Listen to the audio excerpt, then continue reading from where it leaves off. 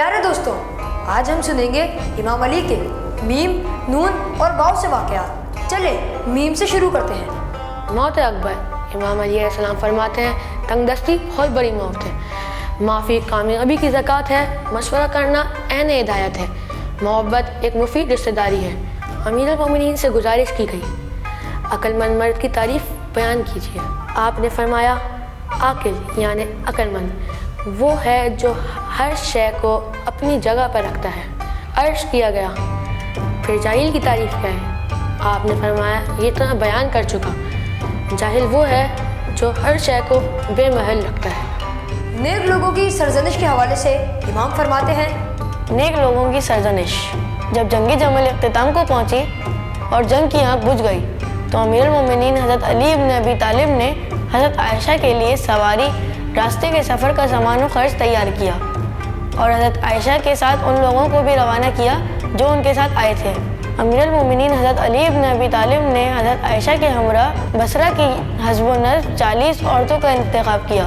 جب روانگی کا وقت آیا حضرت عائشہ اپنے حجرے سے باہر آئیں اور غم و افسوس کے لمحے میں فرمانے لگی، اے میرے بچوں، ہم میں سے بعضوں نے بعضوں پر غفلت اور کوتاہی سے کام لیا، بس اب ان میں سے کوئی کسی پر زیادتی نہ کرے، خواہ کوئی بات اس تک پہنچے۔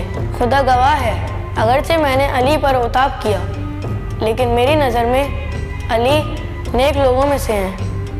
پیارے دوستوں، یہ تھا نون کا واقعہ۔ اب چلیے واو سے وصف خاص کا واقعہ سنتے ہیں۔ وصف خاص۔ امام علی ابن ابی طالب کو دنیا کی کوئی خواہش نہ تھی، لیکن ان کا دل اتنا غنی تھا کہ جب بھی کسی حاجت مند کو دیکھتے ان کو اپنا سب کچھ دے دیتے۔ ایک دن رسول اللہ آپ علیہ السلام کو ڈھونڈتے ڈھونڈتے مسجد تشریف لائے تو آپ کو مٹی کے فرش پہ آرام کرتے ہوئے پایا۔ حالت یہ تھی کہ چادر پشت سے سرک گئی تھی، بدن پہ مٹی لگی ہوئی تھی۔ رسول اللہ صلی اللہ علیہ وآلہ وسلم کو آپ کی یہ سادگی بہت پسند آئی۔ انہوں نے خود اپنے مبارک ہاتھوں سے آپ کو صاف کیا اور اپنے محبت بھرے لہجے میں کہا، اے مٹی کے باپ اٹھو۔ تب سے آپ کی کنیت ابو تراب پڑ گئی۔ آپ کو یہ کنیت اتنی محبوب تھی کہ جب بھی آپ کو کوئی اس کنیت سے پکارتا آپ کے ہونٹوں پر مسکراہٹ پھیل جاتی۔